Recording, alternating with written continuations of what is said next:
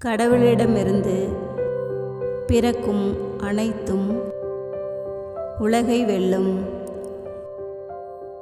உலகை வெல்வது நம் நம்பிக்கையே. இயேசு இறைமகன் என்று நம்புவோரைத் தவிர உலகை வெல்வோர் யார்? தூய யோவான் எழுதிய முதல் திருமுகம் அதிகாரம் 5 4 முதல் 5 முடிய உள்ள இறை திரு வசனங்கள். கடவுளிடமிருந்து பிறக்கும் அனைத்தும் உலகை வெல்லும். உலகை வெல்வது நம் நம்பிக்கையே. இயேசு இறைமகன் என்று நம்புவோரைத் தவிர உலகை வெல்வோர் யார்?